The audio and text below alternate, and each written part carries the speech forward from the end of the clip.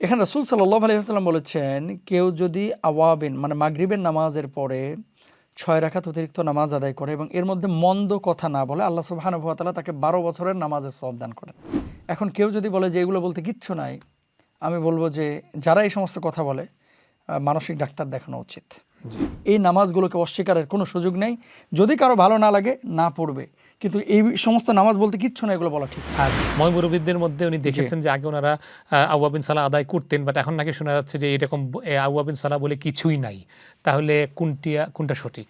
আচ্ছা, তিরমিজি এবং ইবনে মাজাহ দুইটি হাদিসেই রাসূল আকরাম সাল্লাল্লাহু আলাইহি ওয়াসাল্লামের এই আওয়াবিনের সালাত নিয়ে হাদিস রয়েছে। তিরমিজির মধ্যেও আছে, ইবনে মাজাহর মধ্যেও আছে। 435 হচ্ছে তিরমিজির, আর ইবনে মাজাহর হচ্ছে 1374। আচ্ছা, এখানে রাসূল সাল্লাল্লাহু আলাইহি ওয়াসাল্লাম বলেছেন, কেউ যদি আওয়াবিন মানে মাগরিবের নামাজের পরে ৬ রাকাত অতিরিক্ত নামাজ আদায় করে এবং এর মধ্যে মন্দ কথা না বলে, আল্লাহ সুবহানাহু ওয়া তাআলা তাকে 12 বছরের নামাজের সওয়াব দান করেন। সুবহানাল্লাহ। আচ্ছা, সনদের ব্যাপারে কেউ কেউ বলছেন যে এগুলো দুর্বল হাদিস, দুর্বল, জি। কিন্তু সালফে সালেহিনরা এটা আমল করেছেন, আমল করতে বলেছেন, যেহেতু হাদিস আছে। এখন কেউ যদি বলে যে এগুলো বলতে কিচ্ছু নাই, আমি বলবো যে যারা এই সমস্ত কথা বলে মানসিক ডাক্তার দেখানো উচিত। যারা এই এক বাক্যে এরকম কথা বলে দেয় যে এগুলো বলতে কিচ্ছু নাই, কিছু লোক আছে এরকম, পাবেন সমাজে।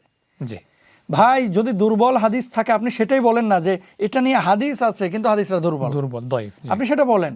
কিন্তু এটা নাই, ফতোয়া কি? ফতোয়ায় আমপারা, ফতোয়ায় এমদাদিয়া, ফতোয়ায় ওই মুজাদ্দিদিয়া, কত ধরনের এরকম আছে ভাই এবং বোনেরা।